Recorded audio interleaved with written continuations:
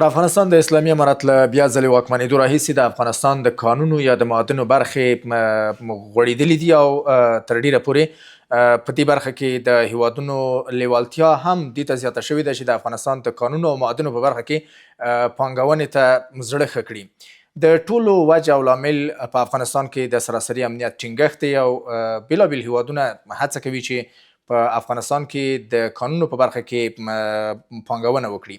دا چې دغه پانګونې په کومو برخو کې شوي دي، له کومو هیوادونو سره قراردادونه شوي دي او د قراردادونو لپاره کوم تضمینونه چمتو شوي دي، د افغانستان په ملي عوایدو باندې څومره اغیز کړی دی او د صادراتو کچې څومره د کومو هیوادونو ته د افغانستان کاني مواد صادریږي او ترڅنګ مهمه خبره چې د افغانستان متخصص کدر ته او د دې تر اخوا کارګرانو ته څومره د کار زمینه مساعده شوې ده، هغه پوښتنې یا مسایل دي چې په انعکاس په دې خپرونه کې د کانونو او پټرولیم وزارت له بیان ښاغلي همایون افغان سره په بحث کومه. سلام درنو لیدونکو، زه محمد نسیم ستانکزی یم او انعکاس خپرونه کې په همدې موضوع بحث لرو. ښاغلی افغان صاحب سلام، کور مدان، ډیره زیاته مننه چې خپرونه کې مو ګډون وکړه او زموږ بلنه مو ومنله. لومړی پوښتنه همدې ځای نه پیلومه، د هیواد د کانونو وضعیت دمګړی په څه حال کې دی؟ بسم الله الرحمن الرحیم. سلام تاسو ته او ستاسې تخنیکي همکارانو او ټولو هیوادوالو ته. وعلیکم سلام کور مدان. تاسې پوهیږئ افغانستان د کانونو له برخې نه یو خورا غني هیواد دی. موږ د هیواد په بېلابېلو ولایتونو یا بېلابېلو برخو کې د بېلابېلو منرالونو پراخې زیرمې لرو، هغه زیرمې چې تر اوسه پورې لاس نه دی وړلو شوی او د دې نه ګټه اخیستل د افغانانو اشد اړتیا وه. اوسنی وضعیت دا ده چې په ټول هیواد کې په متوازن شکل باندې د کانونو په اکتشاف او استخراج باندې کار روان دی. د هایدروکاربنونو د نفت او ګازو په تفحص او اکتشاف باندې هم کار روان دی. د اسلامي امارت له حاکمیت وروسته د کانونو مدیریت او د کانونو څخه د ګټې اخیستنې برخې ته ځانګړې توجه او پاملرنه شوې ده. په دغه برخه کې په ټول هیواد کې اوس کانونه کاملا په قانوني شفاف ډول باندې مدیریت کیږي او ګټې ته اخیستل کیږي. بله، په ټوله کې د کانونو برخه کې څو لوی قراردادونه شوي دي تر اوسه پورې کله چې اسلامي امارت په افغانستان واکمن شوی دی او کومو هیوادونو سره؟ د لویو کانونو په برخه کې موږ 40 شاوخوا فعال قراردادونه لرو چې په دې کې بېلابېل منرالونه دي. په عمده ډول باندې د اوسپنې، د مسو، د سرو زرو، سربو جاستو، د سیمټو پروژې، د مرمرو او دغه قراردادونه هم کورنیو پانګوالو سره شوي هم بهرنیو سره.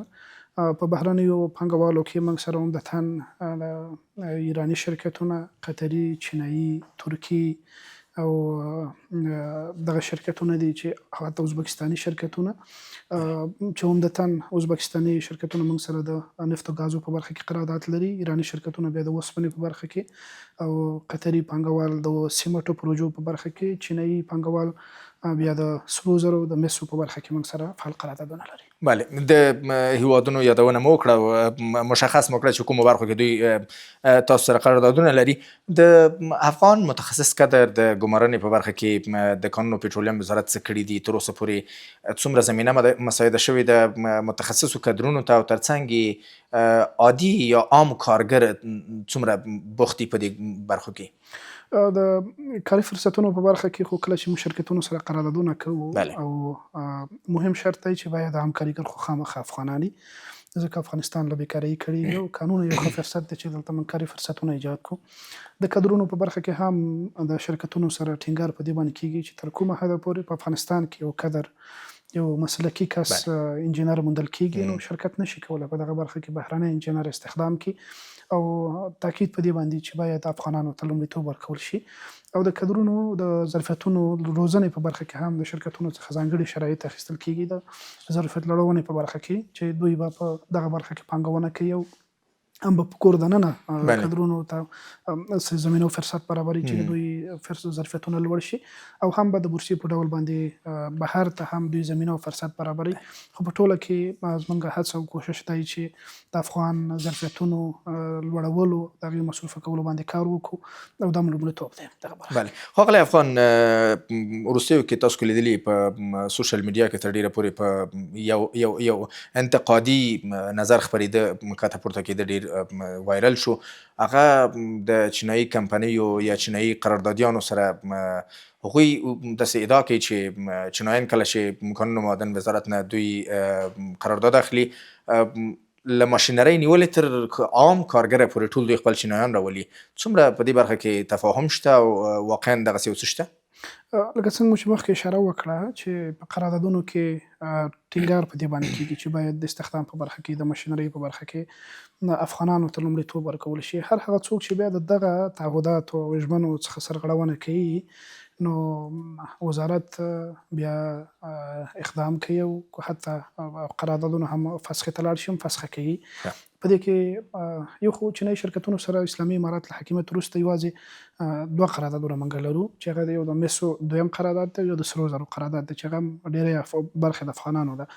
او د تېرې ادارې 2 قراردادونه موږ ته راپاتې یو د مس عینک قرارداد او یو د مدیریه قرارداد. او مدیریه قرارداد په دې وروستیو کې به تاسو خبرې چې فسخه شو د چینایي اړخ سره او وجه هم د چینایي یا د قراردادي شرکت سرغړونې وي چې کله هغوی د خپلو سرغړونو د تعهداتو څخه سرغړونې وکړي او مکرر ډول باندې وکړي، اسلامي امارات ورسره قرارداد فسخه کړو. یعنې دا ډېره واضحه درته ویلی شو چې قانونه په ډېرو شفافو او ډېرو ښکاره اصولو او شرایطو باندې په قرارداد ورکول کېږي قانونه.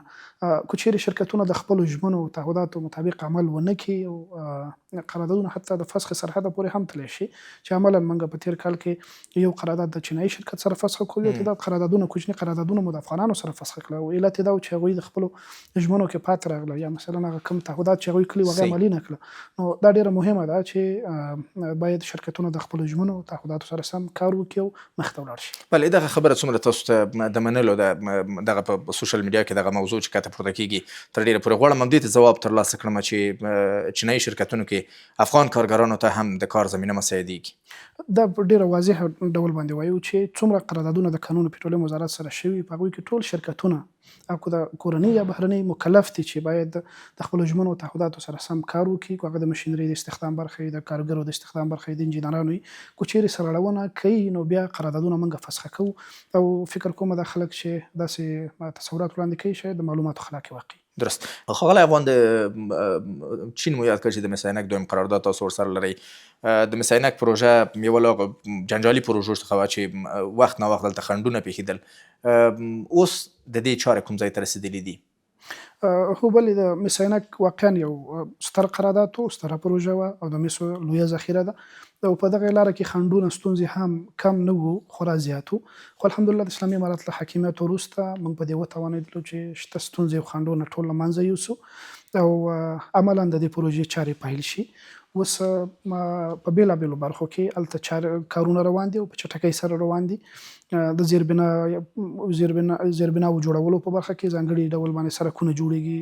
مس عینک دغه ته معدن ته کان ته چې لاسرسي سړکونه دي، دغه شانتې د استوګنې دپاره کیمپونه جوړېږي د چینایي انجینرانو دپاره، د افغان انجینرانو دپاره. د مطالعاتو په برخه کې په بېلابېلو برخو کې هلته کارونه روان دي او د برېښنا دپاره توافق په دې باندې وشو چې باید د اوبو څخه اوس برېښنا تولید شي، د دغې برېښنا چې د پروسس دپاره کارول کېږي نو هغې دپاره د باغدارۍ باندې په کاپیسا کې په هغې باندې په چټکۍ سره کار روان دی. خو په ټوله کې ویلی شو چې اوس هغه کارونه چې په پلان کې دي هغه په چټکۍ سره روان دي او د مس عینک په لاره کې اوس داسې لوی خنډ موږ نه وینو. بله ښاغلی افغان، یوه موضوع چې په افغانستان تر ډېره پورې په ځانګړې توګه اسلامي امارت له بیا واکمنۍ راهیسې یوه موضوع چې تر ډېره ټینګار پرې کېږي د افغانستان د ځان بسیاینې دپاره هڅې کېږي. له کله چې له پاکستان سره د تورخم بندرونه یا نور بندرونه وتړل شول، افغانستان کې د سمنټو د کمښت موضوع رامنځته شوه. د کانونو پټرولیم وزارت په کندهار او لوګر ولایتونو کې 2 فابریکې په فکر مې تړونونه لاسلیک کړه. د دې چارې چېرته رسېدلي دي؟ تولید رسما شروع شوی دی که نه؟ خو بلې تاسې مهمې پوښتنې ته اشاره وکړه. کاني مواد د افغانستان خودکفایي برخه کې او صنعتي کېدو برخه کې یو مهم رول لري. موږ همیشه ټینګار په دې باندې دی که اسلامي امارت حاکمیت وروسته چې باید خام کاني مواد په داخل د افغانستان کې پروسس شي او موږ په بېلابېلو برخو کې خودکفایي ته لاړ شو. د سیمټو په برخه کې موږ کافي خام مواد لرو، ظرفیت لرو. په بېلابېلو ولایتونو کې اسلامي امارت حاکمیت وروسته 15 سترې پروژې قرارداد شوي دي چې په هغې کې 2 ته تاسې اشاره وکړه، د قندهار او د لوګر د سیمټو فابریکې دي. دا عمدتاً 15 فابریکې دي او پروژې دي چې اوس د اکتشاف په حالت کې دي او د دې کې بیا د قندهار د سیمټو پروژه اوس عملا ساختماني چارې روانې دي. تقریبا 80% دغه چارې مخته تللي دي او موږ هیله مند یو چې انشاءالله د دې کال یا د پای یا د راتلونکي کال په جریان کې عملاً موږ د سیمټو د تولید شاهدان واوسو. او 15 پروژې په دومره لوی ظرفیت باندې دي چې انشاءالله افغانستان به د سیمټو په برخه کې کاملاً خودکفایه او موږ به حتی د صادراتو وړتیا هم پیدا کړو. بله د ډبرو د سکرو د صادراتو موضوع ته که راشو، له کله چې مخکې د ډبرو سکرو را ایستل کېدل هغه پاکستان ته صادرېدل تر ډېره پورې، اوس دغه صادرات چیرته کېږي؟ اوس صادرات نه لرو او کوی ډېر په ټیټه کچه باندې دي، خو موږ بدیلو لارو باندې تلاش کوو. په دې کې د ازبکستان سره هم خبرې تر هېواده پورې مخته تللي دي، هڅه کوو چې دغلته یو بدیل بازار پیدا کړو. او دې نه علاوه موږ په کور دننه د ډبرو سکرو د کارونې په برخه کې کار کوو چې د کور دننه دلته فرصت ورته برابر کړو. دغه سترې پروژې چې د سیمټو قرارداد شوي دي د نورو منرالونو معدنونو، نو دا په کور دننه باندې به ډېر زیات سیمو د ډبرو سکرو کارولو ته زمینه او فرصت برابر کړي. او په دې وروستیو کې تاسو شاهدان یې کله چې رازي شرکت سره یا زی ګروپ سره د برېښنا د تولید په برخه کې هغه تړونونه لاسلیک شول، نو په دې کې 3700 میګاواټه برېښنا یوازې د ډبرو سکرو څخه تولیدېږي. که چیرې هغوی هغه برخه کې پرمختګ کوي، موږ کولی شو په کافي اندازه باندې دوی ته ډبرو سکاره ورکړو او د هغې څخه برېښنا تولید کړي. خو یعنې هم بدیلو بازارونو تلاش په هڅه کې، هم په کور دننه د ډبرو سکرو د کارونې لپاره د بدیلو یا د کارونې فرصتونو باندې کار کوو. په دغه برخه کې عملاً قراردادونه هم شوي دي او کارونه روان دي. بله، فساد هغه څه دی چې په نظامونو کې د نظامونو ریښې وچوي، له منځه یې وړي. د اسلامي امارت له بیا واکمنېدو راهیسې د قانونو د غیر قانوني کیندنې یا په دې برخه کې د شته فساد څومره مخنیوی شوی دی؟ فساد یوه پدیده ده، هر وخت کې هر څوک کوشش کوي چې فساد وکړي. اسلامي امارت بیا د فساد په وړاندې باندې ډېر جدي دی او عملاً یې موږ په میدان کې وینو.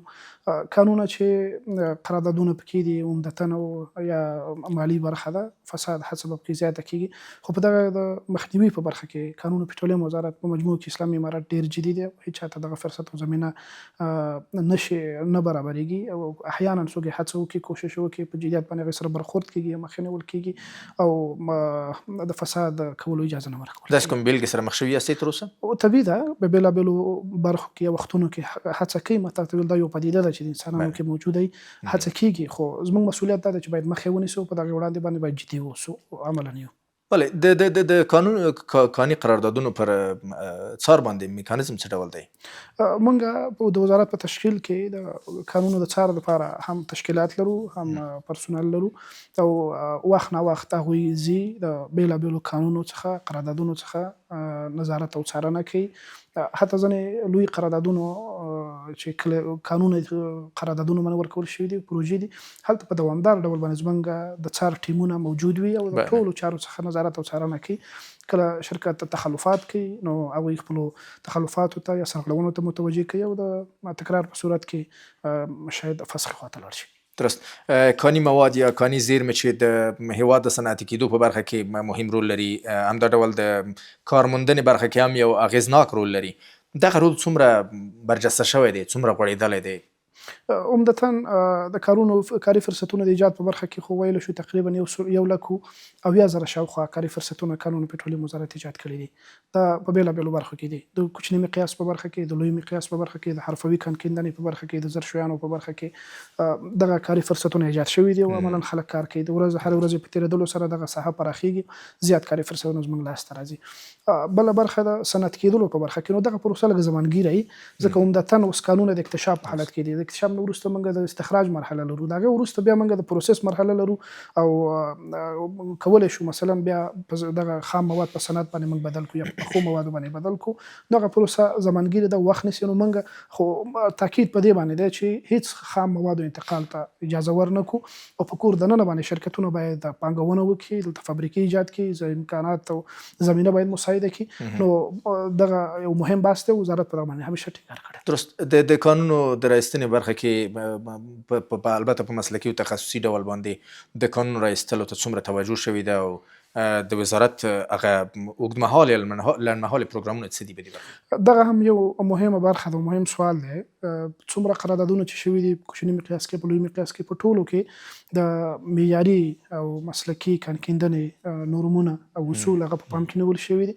شرکتونو باندې په دغه برخه کې ځانګړي شرایط وضع شوي دي او حتی د قرارداد په ورکړه کې په دغه برخه کې ډېر زیات احتیاط کېږي. هغه شرکتونه چې کافي تخنیکي او مسلکي وړتیاوې ولري، مالي وړتیاوې ولري، هغوی هغوی سره قراردادونه کیږي په دوامدار ډول باندې بیا دغه پروسه تر څار او نظارت لاندې نیول کیږي او هڅه دا کیږي چې هغه خپلسري چې پخوا به کېدله یا په غیر معیاري ډول باندې کانونه ویستل کېدل هغوی ته اجازه ورنشي او عموما کاني مواد د افغانستان د باید په معیاري ډول باندې استخراج شي او ګټې واخیستل شي. بله، افغان بشري منابع یا بشري ځواک یا متخصص کدرونه څومره واقعا روزل شوي دي د معیاري کیندنې یا مسلکي کیندنې په برخه کې؟ په دغه برخه کې خو هم وزارت هڅه کوي او دې لپاره موږ په خپل وزارت اډانه کې د انسټیټیوټ ریاست لرو او هغوی بېلابېل وختونو کې انجینران روزي، ساحوت یې لیږي، عملي کارونه کوي. حتی شرکتونو باندې هم په دغه برخه کې شرایط وضع شوي دي چې هغوی پانګونه وکړي او عملاً کار وکړي.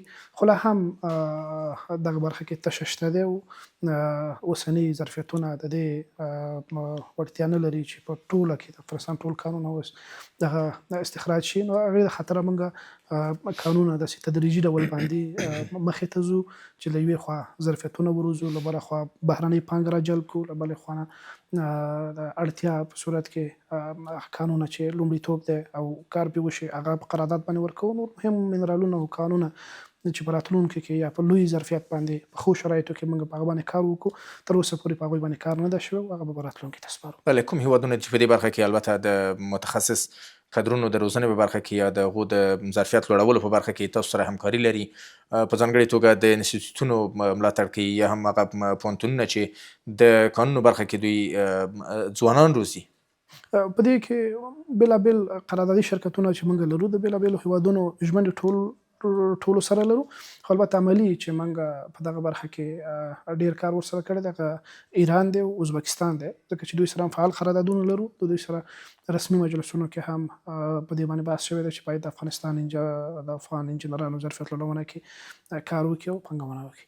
بله، نړیوالو بندیزونو په اسلامي امارت باندې د معادنو په برخه کې یا د ظرفیتونو د لوړونې په برخه کې څومره اغېز کړی دی؟ څه محدودیت شته که نه؟ نو طبیعي ده، بندیزونه خو تاثیر لري په ټول برخو باندې. په افغانستان باندې قانونو برخه هم متاسفانه د دغې تاثیر نه خالي نه ده، خو موږ په بدیلو لارو باندې کار کړی دی او هغه د تاثیر کچه مو ټیټه کړې ده او اوس دپاره داسې ډېر تاثیر نه وینو او اسلامي امارت په دغه برخه کې هم بدیلې لارې غوره کړي دي او عملاً پانګونې جلب هم شته دی. مثلا د شرکتونو سره یا د هیوادونو سره تعاملات هم شته دی، بېلابېلو قانونو په برخه کې هم فعال قراردادونه هم لرو. دې ته انتظار نه کوو چې خامخا د بندیز لرې شي بیا دې باندې کار وکړو. افغانستان زموږ هیواد دی او د دې منابع دغه زموږ شتمني ده چې په هره طریقه باندې یا په هره لار باندې موږ باید د دې څخه ګټه اخلو، دې نه به کار کوو. بله، داسې هیوادونه هم شته ښاغلی افغان چې هغه په اسلامي امارت باندې د نړیوالو محدودیتونو ته په پام باندې دې ته لېوالتیا ښیي چې په افغانستان کې پانګونه وکړي، ولې دغه محدودیتونه د دې معنی کېږي چې هغوی راشي دلته پانګونه وکړي؟ طبیعي ده، ځینې غربي هیوادونه چې خپله دغه بندیزونه لګولي شرکتونه یې زړه نه ښه کوي ځکه د هغوی هیوادونو دغه کړي. خو زموږ هیله دا ده چې بندیزونه یا مثلا فشار دا د حل لاره نه ده، میکانیزم، خبرې او دغه شان تعاملات دا د حل لاره ده. افغانستان کلونو کې فشارونو ته نه دی تسلیم شوی او نه تسلیمیږي. د افغانستان اوسنۍ پالیسي هغه اقتصاد محوره ده، متوازنه ده، د ټولو شرکتونو او د ټولو هیوادونو سره تعاملات غواړي، د متقابلو ګټو په اساس باندې غواړي او د افغانستان دغه پراخه کاني زیرمې دا یو ډېر ښه فرصت دی هم د افغانانو لپاره هم د نړۍ له شرکتونو لپاره. زموږ هیله به دا وي د ټولو نړیوالو نه په ځانګړي ډول هغه هیوادونه چې فشار نه کار اخلي چې فشار دا د حل لاره نه ده او ښه به دا وي چې تعامل ته راوړاندې شو، مخکې لاړ شو. د ملي عوایدو په برخه کې یا د کاني عوایدو په برخه کې کو پوښتنه ولرم، دغه عواید چې راټولیږي په ملي پروژو باندې لګول کیږي، د افغانستان د مهمو تاسیساتو په بیا رغونه لګول کیږي که نه مستقیم ځي د وزارت مالیې یا بودیجې ملي بودیجې ته ورځي؟ دواړه برخې موږ دواړو برخو کې کار کوو یا دواړو برخو ته زموږ عواید ځي، هم مالیې وزارت ملي بودیجې ته ځي چې په ځانګړي هغوی کال په کال باندې وزارت ته ټارګېټ ورکوي، هدف ورکول کېږي، هغه پوره کوو. او دویمه زموږ د عوایدو لویه برخه هغه د زیربنایي او ملي پروژو تمویل ته ځانګړې شوې ده. د مثال په ډول باندې زه تاسو ته ویلی شم د قوش تیپې ستره او لویه پروژه دا مستقیما د افغانستان د کانونو له عوایدو نه تمویلېږي. همداراز د کابل قندهار سړک چې معیاري سړک جوړ شو او ډېر زیات مصرف پرې راغی، دا ډیره برخه د قانون له عوایدو تمویلېدله. درست. همداراز د ریل پټلۍ یو تعداد پروژې دي، حلقوي سړک دی او د هرات او دغه شانته حلقوي سړک چې کوم تېر شوی په هغه مسیر باندې هغه مستقیما د افغانستان د قانون له عوایدو تمویلېږي. د اوبو یو تعداد بندونه دي، برېښنا پروژې دي چې د امیرالمؤمنین حفظه الله د ځانګړي فرمان په اساس باندې یا د حکم په اساس باندې دې ته د قانون عواید ځانګړي شوي دي. درست. خو په ټوله کې زموږ هڅه دا وي چې د قانون د ملي شتمني ده او عواید ډېر ارزښتناک دي. که یوې خوا نه موږ ملي بودیجې تمویل کې برخه اخلو، باید د بلې خوا نه موږ لوی او اساسي پروژې هم تمویل کړو. بله ښاغلی افغان، د هغو هیوادوالو دپاره چې د هغوی په سیمه کې معدنیات راوځي یا معادن شته، اکتشاف یا استخراج هلته ترسره کیږي، طبیعي ده چې هغلته چاپیریال خرابیږي، چاپیریال زیان ویني. د هغو دپاره هم څه سهمیه په پام کې نیول شوې که نه؟ یو خو د کانکیندنې په برخه کې د چاپیریال ساتنې ټول نورمونه او معیارونه هغه په پام کې نیول کېږي. موږ د وزارت په اډانه کې د محیطي زیست یا چاپیریال ساتنې یو ریاست لرو. د اکتشاف په مرحله کې، د استخراج او د پروسس په مرحله کې د محیطي زیست ټول یا د چاپیریال ساتنې ټول هغه نورمونه او معیارونه په پام کې نیول کېږي او شرکتونو باندې ځانګړي شرایط ښودل کېږي. درست. دویمه دا ده چې طبیعي ده خلک هلته متضرره کېږي، نو د هغوی د جبران دپاره په شرکتونو باندې د ټولنیزو خدماتو په برخه کې موږ ځانګړې پیسې وضع کوو. هغوی مکلف دي که د یوې خوا کانکیندنه کوي، له بلې خوا نه باید د سیمې خلکو ته د هغوی د اړتیا مطابق هغه پلچک ته اړتیا ولري، سړک ته، مکتب یا کلینیک یا نورو برخو ته هلته پانګونه وکړي او د سیمې خلک مستقیما باید د هغې څخه برخمن شي او ګټه وویني. بله، ډېری هیوادونه دي یا شرکتونه، بهرني شرکتونه البته، یا پانګوال چې غواړي په افغانستان کې د معادنو یا کانونو په برخه کې دوی پانګونه وکړي، د هغې دپاره د کانونو او پټرولیم وزارت څه ډول تضمین لري یا څه ډول تضمین دوی ته ورکوي چې هغه وکولی شي په اسانۍ سره راشي په افغانستان کې پانګونه وکړي؟ یو خو د افغانستان زیرمې او د افغانستان قانونه، قیمتي قانونه بله. د دې لامل کېږي چې باید بهرني راشي او دلته پانګونه وکړي. بل د افغانستان نظام یا اصول هغه اسلامي دي او دغه شانتې په ژمنو او په تعهداتو باندې ولاړ دي. دلته چې د شرکتونو سره هر قسم تعهدات کېږي، اسلامي امارت دغه تعهداتو عملي کولو ته نهایت ژمن دی او دا ژمنتیا خپل دیني مسؤلیت بولي. نو په دې اساس باندې شرکتونه په ډېر ډاډه زړه باندې کولی شي چې د یو مسؤل حکومت سره قرارداد کوي، د یو متحد او ژمن نظام سره د یو تړونونه کوي چې کم توافقاتو ته رسیږي دو جانبه. نو اسلامي امارت د دوی د پانګې، د سر، د ګټو ساتلو ته پوره بیا تعهد لري او ژمنتیا لري. بله ښاغلی افغان، یوه پوښتنه چې البته د پوښتنه ذهن کې راوګرځېده، 2015 کال کې د کانونو او پټرولیم وزارت څومره قراردادونه کړي دي؟ ارزښت یې له کومو هیوادونو سره؟ موږ د کوچني مقیاس په برخه کې هم قراردادونه لرو چې ټول د افغانانو سره دي او د لوی مقیاس په برخه کې هم موږ یو تعداد قراردادونه لرل. د نفت او ګازو په برخه کې موږ قرارداد لرو د ازبکستان سره، د مرمرو په برخه کې هم قرارداد موږ لرو د لوی مقیاس البته کورنیو شرکتونو سره. یو تعداد پروژې او لوی کارونه تر کار لاندې دي چې انشاءالله په راتلونکو میاشتو کې یا د هجري شمسي کال تر پایه پورې به انشاءالله د نورو سترو قراردادونو شاهدان واوسو. خو په ټوله کې د 2015 کال کې د قراردادونو عقد موږ لږ لرو، خو البته په ډېرو قراردادونو کې موږ د شرکتونو سره مخ ته تللي او خبرې تقریبا نهایي برخو ته رسېدلې دي. انشاءالله چې هجري شمسي کال تر پایه پورې به موږ د سترو قراردادونو شاهدان اوسو. تخمیني ډول باندې ارزښت به څومره کېږي دغو قراردادونو په 2015؟ میلیاردونو ډالرو باندې انشاءالله. میلیاردونو ډالر. درست. ښاغلی افغان، د کانونو پټرولیم وزارت د کانونو نړیوال بازار کې د افغانستان د تصویر د ښه کولو لپاره څه پروګرامونه یا څه اقدامات لري؟ دې دپاره خو بېلابېلې نندارتونونه په کابل کې دایر شولو. په دې کې کانونو پټرولیم وزارت فعاله ونډه لرله. د افغانستان هغه قیمتي کاڼي یا مثلا منرالونه، ارزښتناکه منرالونه دی وړاندې کړل او د دې تر څنګ موږ بېلابېلو هیوادونو ته سفرونه لرل. حتی نړیوالو نندارتونونو کې زموږ هیئتونو او ټیمونو اشتراک درلود او د افغانستان د کانونو تصویر یې وړاندې کړو. نو دا وزارت په دغه برخه کې هڅه کړې ده او انشاءالله دا هڅې به وروستۍ نه وي، لا به هم هڅه کېږي چې د افغانستان یو مثبت تصویر او انځور نړیوالو ته وړاندې شي. بله ښاغلی افغان، د وروستۍ پوښتنې په توګه غواړم وپوښتم چې د افغانستان د کاني توکو فعلنی صادراتي بازار کوم ځای دی؟ موږ ډېر فوکس په دې باندې دی چې باید په کور دننه د پروسس ته زمینه برابره کوو. ډېر کاني مواد صادر نه کوو، خو بیا هم یو تعداد کاني مواد اوس فعلا هغه ایران او ترکیه او حتی اروپایي بازارونو ته مارکیټونو ته ځي او هلته پلور کېږي. ډېره زیاته مننه د کانونو پېټرولیم وزارت ویان ښاغلی همایون افغان چې خپرونه کې مو ګډون وکړ او په موضوع راسره بحث درلود. کوره مو ډېره مننه. درنو لیدونکو د انعکاس خپرونه همدومره وه. تر بلې خپرونې چې ستاسو درانه حضور ته حاضرېږم په لوی او بښونکي خدای مو سپارم.